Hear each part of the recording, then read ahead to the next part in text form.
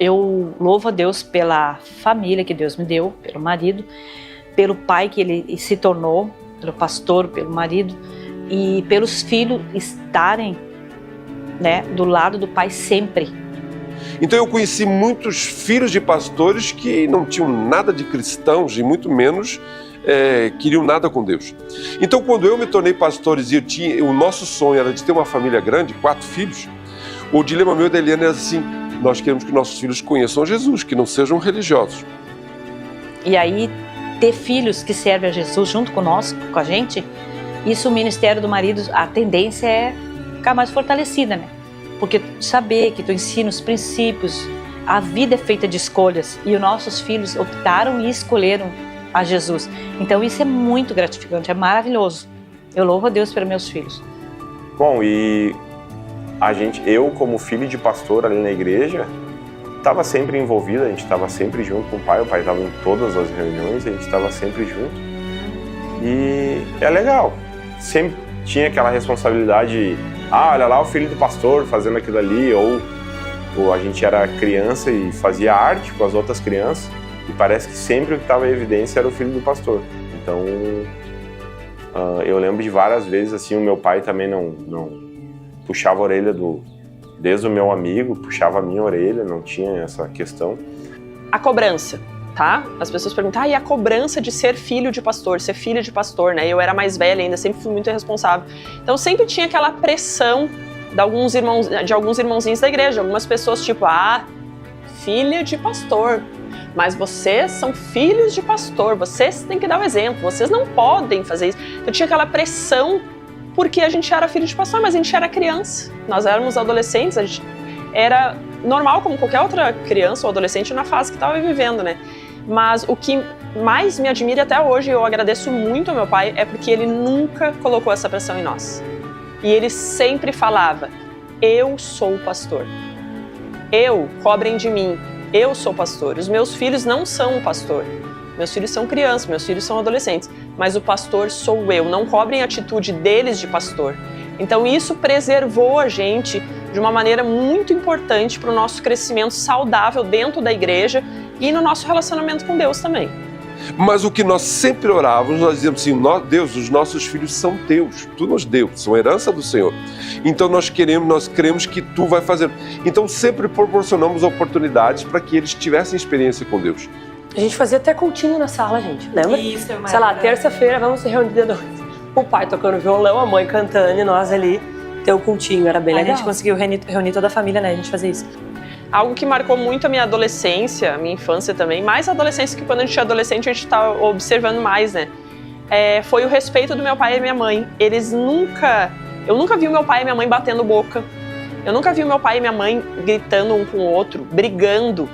De ter, assim, conflitos, de dizer eu vou embora, não quero mais, o divórcio nunca chegou em nós, assim, essa palavra divórcio. Tô até aqui contigo, não aguento mais tu. Mas não. Ele me ama do jeito que eu sou e eu amo ele do jeito dele. Eu não tô falando aqui que eles eram perfeitos, né? Que a nossa família era santa e perfeita e o meu pai não tinha defeitos e a minha mãe não tinha defeitos. Não. Mas no sentido da honra e do respeito. Como eu falei anteriormente, talvez algumas coisas eu não faria do jeito que eu fiz, mas a minha motivação em relação aos meus filhos, a maneira como eu os disciplinei, a maneira como eu disse não, a maneira como eu, vamos dizer assim, impus algumas regras, talvez eu fizesse de maneira diferente, mas a minha motivação continuaria a mesma. Então hoje, olhando para os meus filhos, eu louvo a Deus porque todos eles cresceram, se tornaram homens e mulheres que conhecem a Deus. E por a gente ser as últimas filhas, a gente teve um pouquinho mais de regalia, assim. Claro, o pai sempre foi uma pessoa muito rígida, assim como foi com todos os outros, mas comigo e a Jéssica, que fomos as rapas do tacho, foi uma coisa mais tranquila. A gente tinha um pouco mais de liberdade para ir no X, depois com as amigas, depois no culto. Mas também... Pousar na casa dos amigos. Dormir na casa dos amigos acho que foi para todos. Tu não vai. Pai, mas eu quero dormir na fulana. Não, fulana vai vir aqui. Pai, mas não. E daí, às vezes o pai falava não, a gente ia falar com a mãe. E a mãe disse que não, né? O pai disse que não, ia não. Mas a gente foi assim um pouco mais tranquilo do que o Ezequiel e a Priscila. A gente foi mais no X, deu mais bandinha. Mas E são coisas que hoje eu, como mãe, eu vejo que meu pai às vezes era meio duro, a gente não entendia na época, né? Por que eu não posso posar na casa dos meus amigos? Por que eu não posso viajar com meus amigos? Hoje eu entendo, porque eu também não faria o mesmo com as minhas filhas. Falando nas nossas férias, foi algo que marcou muito a nossa infância, porque todo ano a gente viajava com a família toda para a praia. Tempo inesquecível na nossa vida, sabe?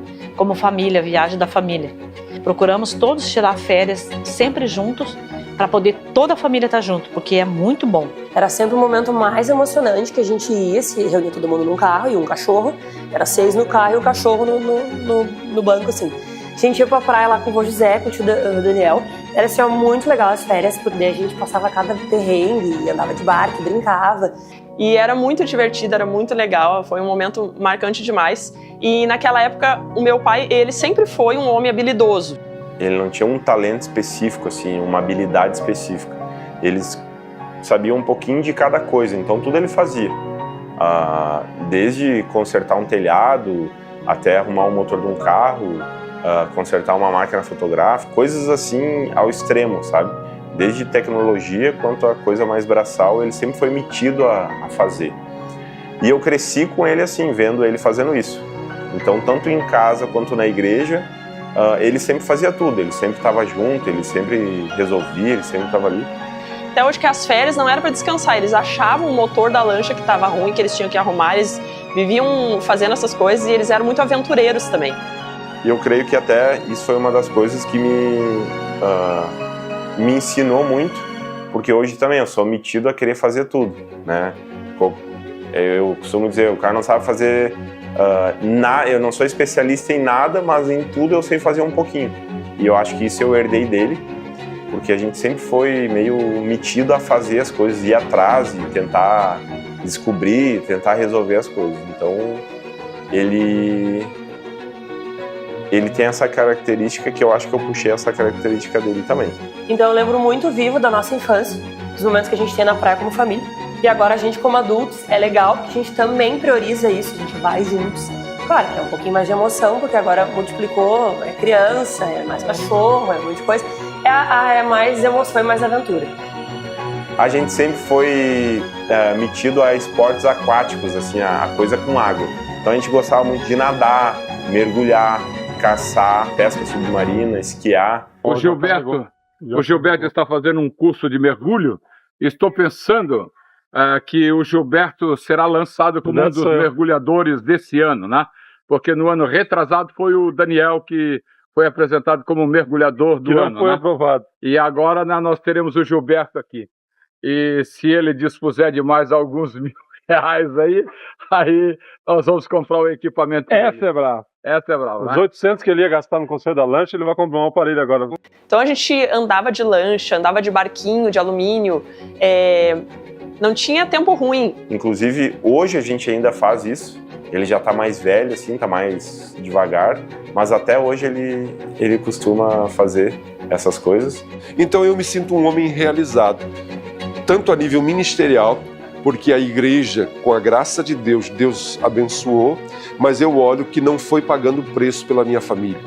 A minha família, graças a Deus, também cresceu junto com a igreja. Não foi algo que, vamos dizer assim, eu coloquei e priorizei a igreja em detrimento da família. Eu sempre tive essa percepção de que o meu chamado principal era a família, estar com eles.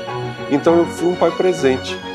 Foi um pai que a gente corria bastante, mas eles corriam junto. Mas sempre tivemos o nosso núcleo familiar muito bem estabelecido. Eu me lembro quando a gente era criança, a igreja era pequena, a gente acabava conhecendo todo mundo, os nossos aniversários, né? A gente fazia na igreja, que a gente tinha o quê? 5, 6 amiguinhos ali.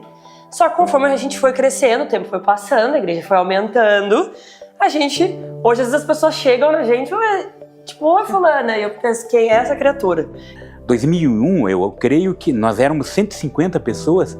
Gente, lembro muito bem disso, que a igreja começou a dar um salto 2002, 2003, 2004.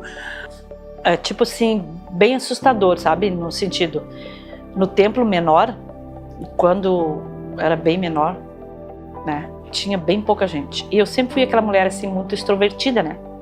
E eu sempre gostava de cumprimentar um por um, E foi no passar dos anos a igreja crescendo, isso para mim foi bem difícil eu entender isso e acostumar com isso, de ver o crescimento da igreja e eu não poder mais fazer isso, de ter aquele contato assim, oi, agora eu faço em geral, oi, a paz, oi, querido, né? Eu não tenho, então eu custei entender isso.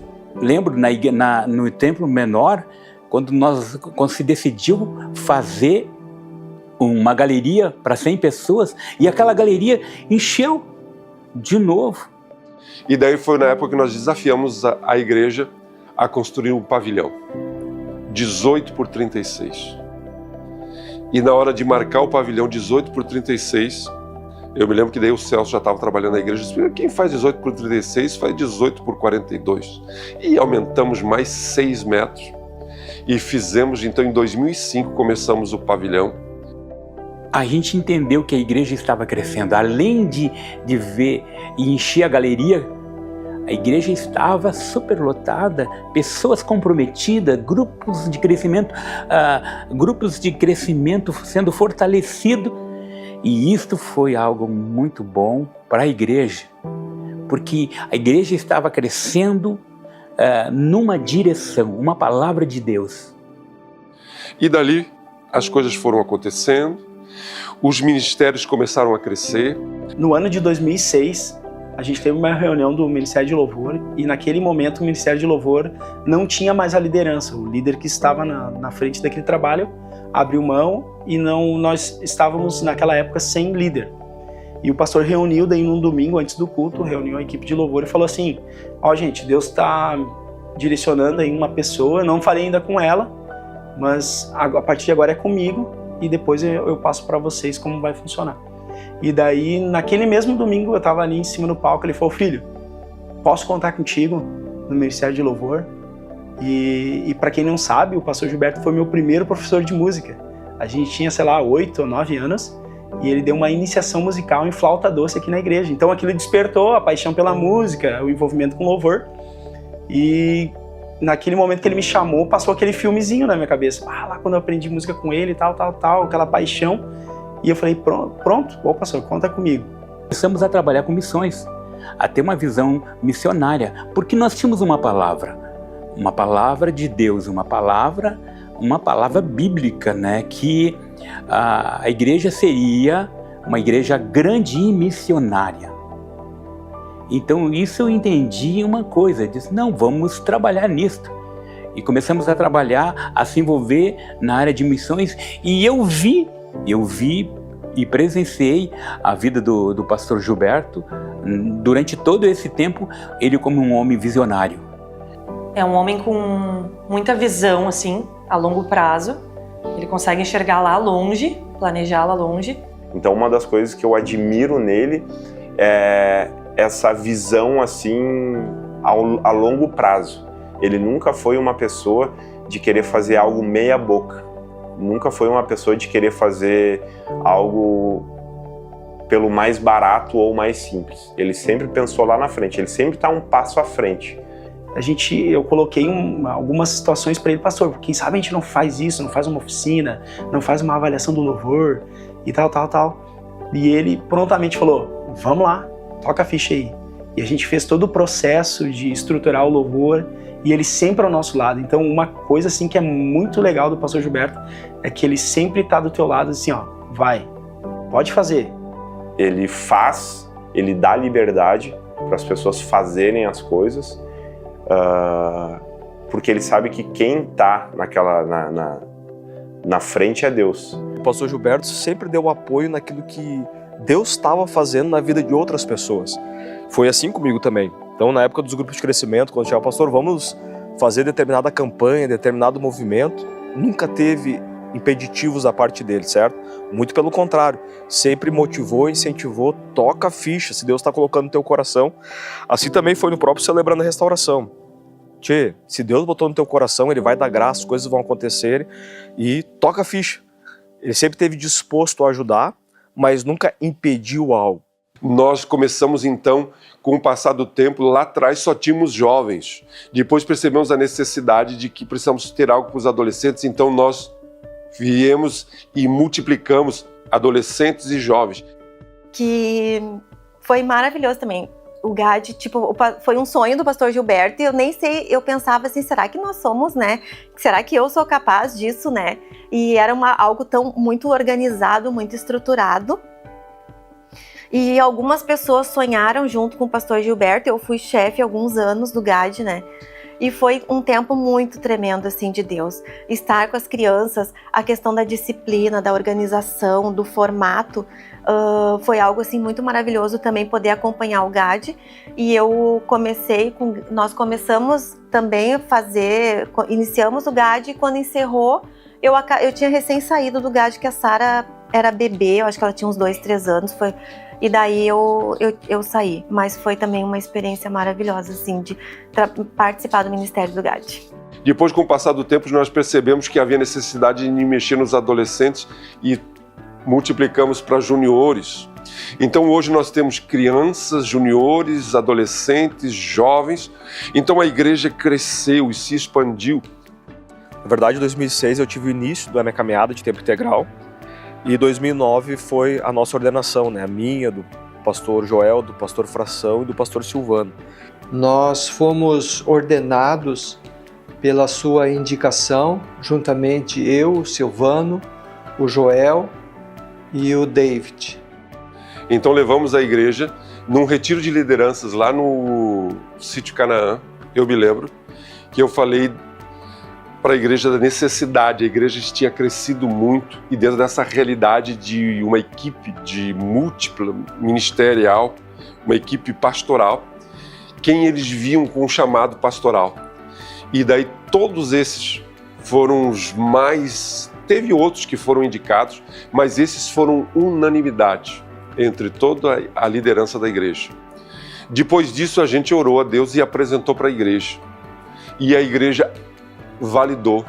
E uma das coisas que me marcaram nessa época muito foi porque eu comecei ali com 22 anos de idade e fui cuidar dos grupos de crescimento, as coisas começaram a acontecer, os aconselhamentos, as coisas foram naturalmente acontecendo e eu não tinha essa liberdade com o pastor Gilberto que eu tenho hoje, de amizade, da gente ter liberdade de falar um com o outro. Era muito a realidade de um menino começando com 22 anos e o pastor ali, né, te acompanhando. E um dia o pastor Gilberto entrou na minha sala, em 2008, e ele disse assim, meu filho, Deus já falou contigo alguma coisa a respeito do teu chamado pastoral?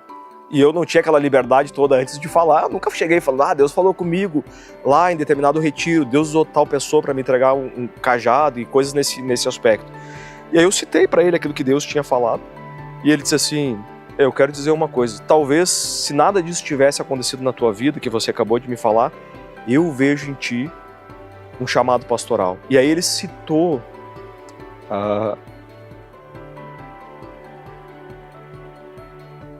as coisas que ele percebeu ao longo daqueles breves anos, mas como Deus estava agindo.